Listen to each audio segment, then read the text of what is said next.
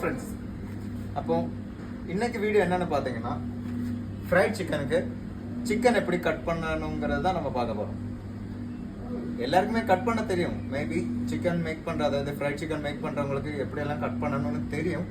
இருந்தாலும் மேபி நிறைய பேர் பீஸ் அதிகமாக கட் பண்ணலாம், மேபி பீஸ் சின்னதாக கட் பண்ணலாம், பெருசாக கட் பண்ணலாம்.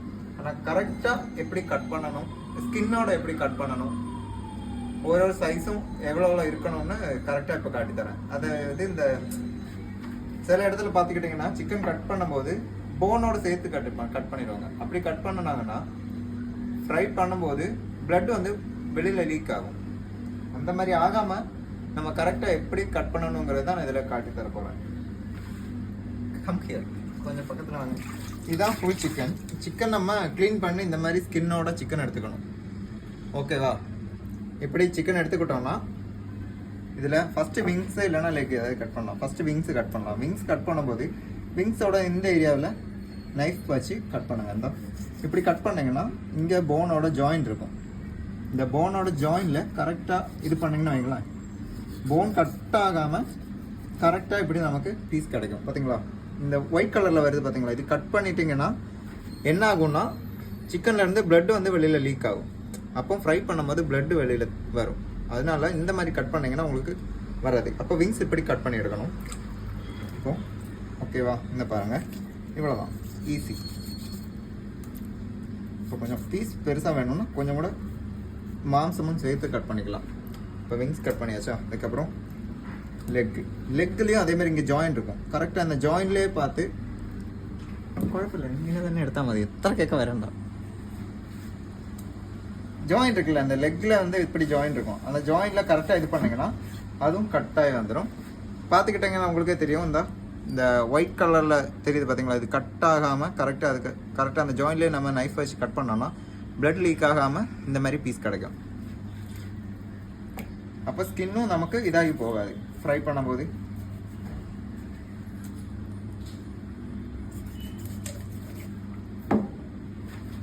பார்த்தீங்களா? கட் பண்ணும்போது இந்த இது வந்துச்சுன்னா தான் பிளட்டு லீக் ஆகும். இப்போ நான் கட் பண்ணும்போதே இதாகிடுச்சு.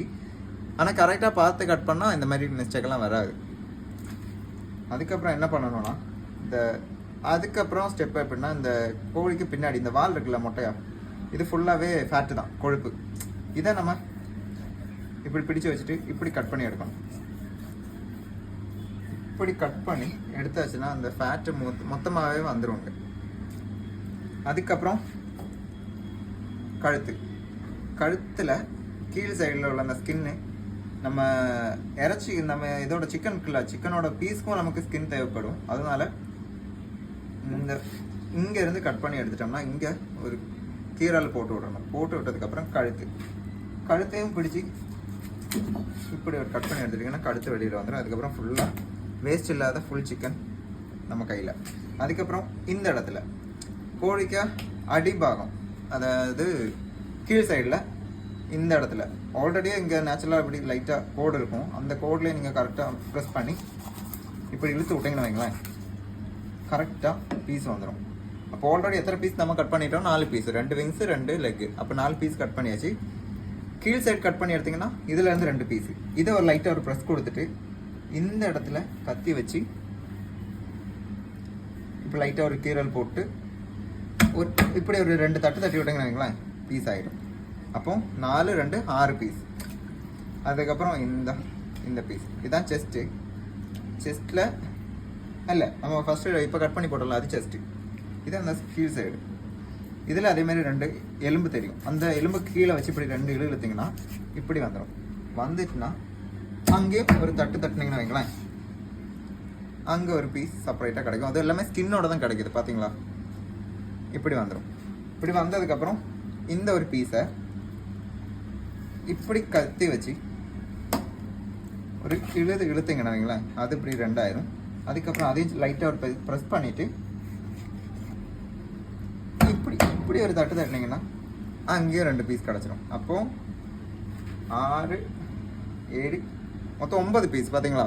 ஃபஸ்ட்டு 6 பீஸ் போட்டோம். 2 விங்ஸு, 2 லெக்கு, 2 செஸ்ட்டு, 6. அதுக்கப்புறம் ஒரு சிங்கிள் பீஸ் போட்டோம். இப்போ 2 பீஸு.